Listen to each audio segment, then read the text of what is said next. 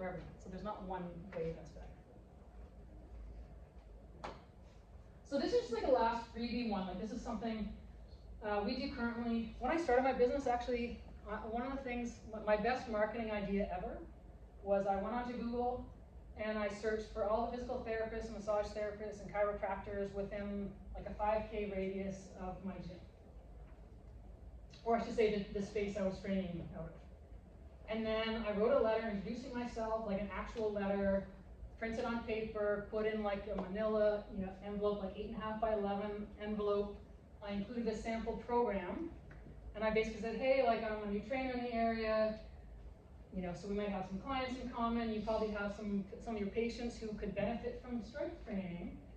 I just want to make sure you're aware that this is my philosophy. This is how I train. This is, and here's a sample program. I think I put in 2 sample programs. One for clients where they had like low back issues, because I had taken a few great courses about training around injuries, so that became a bit of a specialty area for me. And then one just for like general population. And I put in mail. And the reason I did mail is because we all have so many emails, right? Like I know when I get like an unsolicited email, I'm like delete. But if I get like a big brown envelope in the mail, I'm like, ooh, what's this?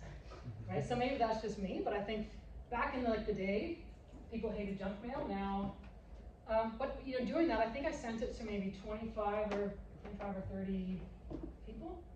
So I probably spent, I don't know, $30 on stamps and envelopes. And I think I got like 5 chiros and physios who regularly started referring to me.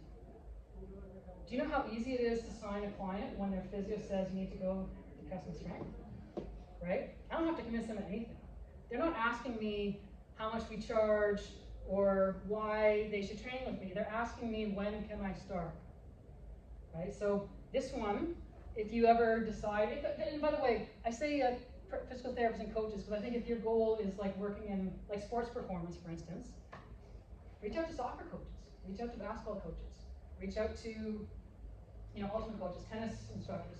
Offer them a couple of free sessions, right? But my point is, reach out to the people, the gatekeepers. Reach out to the people that have people that trust them. So when they say, you should go train at so-and-so, they go, okay. So, and then we do this now, even like as a more advanced or as a more established business. We do this for customer service. So we have clients who have injuries, and I would say we probably have more clients who have some sort of injury than others, because we have a reputation as being a place where you can train if you have injuries, and we're not going to hurt you. And because we get the referrals from physios. But what we do, everyone, there's a lot of people in this world that have various injuries. So if you have a client who has an injury, the first thing we do is we make sure we check in with them.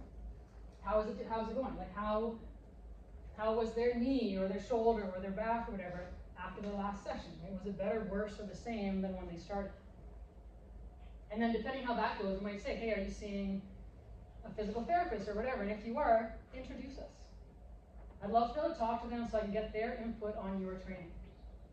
And guess what that does? Makes the client feel like we care, makes the client feel like we're taking care of them, and it shows the physical therapist that we're a personal trainer who is doing a good job training their clients and will listen to what they say. So our clients want to stay because they're like, oh my God, I can't believe they're going this extra mile for me. And now I've got a physical therapist who's going to send me more clients, right? So these are the things. These are like the customer service thing, right? It's not the traditional customer service, but if you think about it, like how good are you going to feel when someone went out of their way to connect with your healthcare professional? So that's it. So that's my 11 things.